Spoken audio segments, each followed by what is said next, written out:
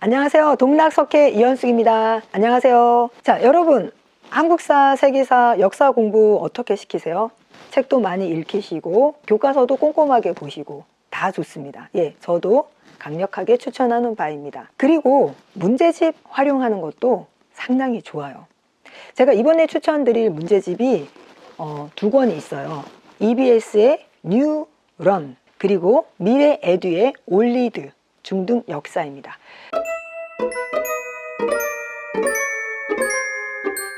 둘 다 1권, 2권 되어 있는데요. 지금 역사 1은 세계사, 역사 2는 한국사, 올리드도 중등 역사 1은 세계사, 2는 한국사입니다.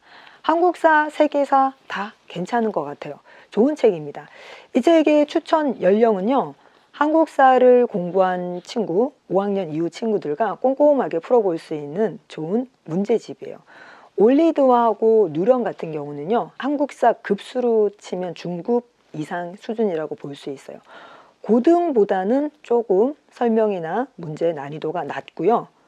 초등보다는 높은 정확하게 중등용입니다. 우리 중학생들이 한국사나 세계사를 결국은 책을 통해서 공부를 하게 되든 아니면 교과서 아니면 여러 영상이나 자료를 통해서 공부를 하게 되든 결국 우리 친구들이 얼마나 깊이 있게 알고 있느냐 그리고 중요한 내용을 얼마나 잘 기억하고 있고 기술할 수 있으며 선택할 수 있느냐가 중요하기 때문에 문제집 풀이는 반드시 있어야 되는 과정이라고 생각합니다. 누런부터 한번 설명을 해볼까요? 누런 같은 경우에는요. 이름도 참 재미있지 않나요? 뉴런. 네. 우리 뇌에 있는 세포를, 신경세포를 뉴런이라고 하는데 그냥 풀이 그대로 하자면 새롭게 시작한다, 달린다, 새롭게 공부한다는 뜻이겠죠. 자, 이 책의 구성을 보면요. 문명의 발생과 고대 세계의 형성에서 전체 중등과정 전체 세계사 시리즈랑 비슷하게 교과 과정 순서 그대로 진행이 되고요.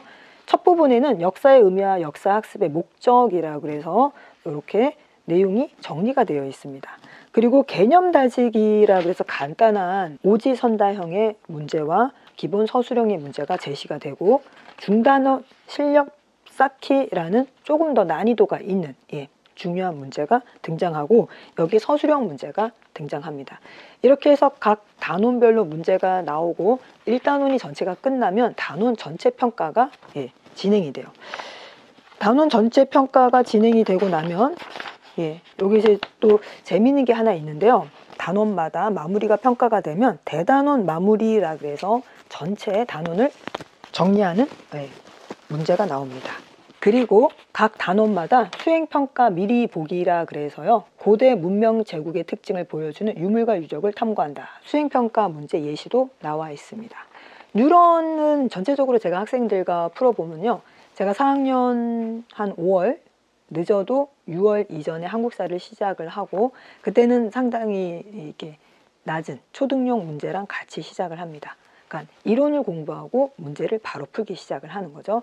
그리고 한국사 문제집은요. 그렇게 한 번만 끝내는 게 아니라 한 권이 끝나면 그 다음 권 해서 저랑 커리큘럼이 완성이 될 때까지 한국사 문제집은 매주 풀어나갑니다. 난이도가 점점점 권수가 바뀔 때마다 올라가겠죠.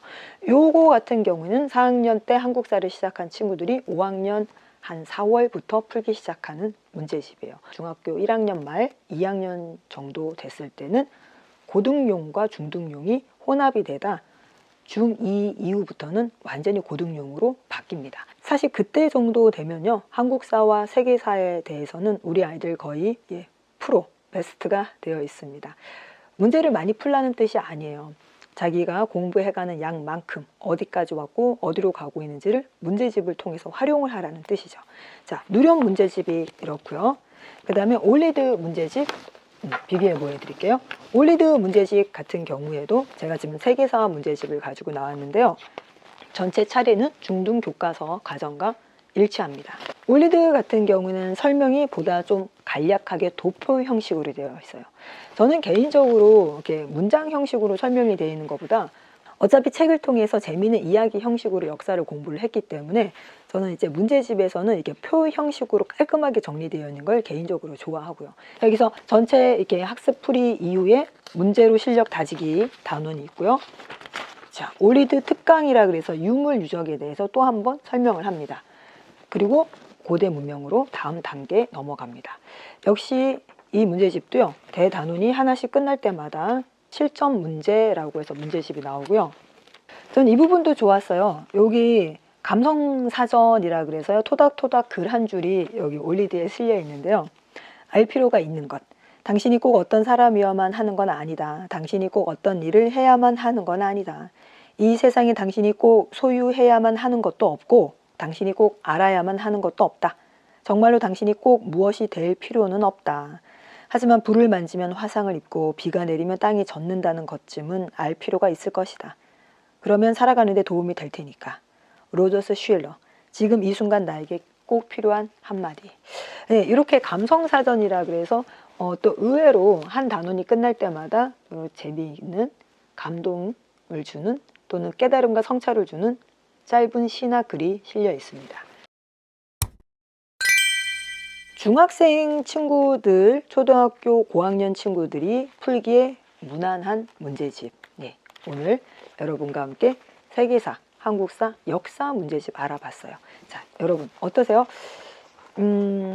이제 방학도 오고 다음 학기까지 좀 긴 방학 아닌가요? 우리나라도 겨울방학이 다른 어떤 방학보다 조금 기간이 길죠. 이럴 때 우리 아이들과 역사책을 읽고 그리고 역사 문제집을 같이 풀고 역사책의 진도도 역사 문제집의 진도와 맞춰서 진행해 보시는 것도 좋고요. 또 아니면 역사책은 역사책대로 또 문제집은 문제집대로 하나하나씩 나가보는 건 어떨까요? 문제를 푸실 때 실력을 알고 싶으시면 앞에 설명 부분을 읽지 말고 바로 다이렉트로 문제를 푸시고요. 실력을 알고 싶은 것보다는 보다 역사에 대한 꼼꼼한 지식을 채우고 싶으신 분들은 펜을 그으면서 밑줄을 쳐가면서 꼼꼼하게 설명 부분을 읽고 특히 자료 부분을 꼼꼼하게 읽고 내 지식과 내 상식으로 만들어 놓은 다음 천천히 문제를 풀어가는 것도 좋습니다. 지금까지 동락석회 이현숙이었습니다.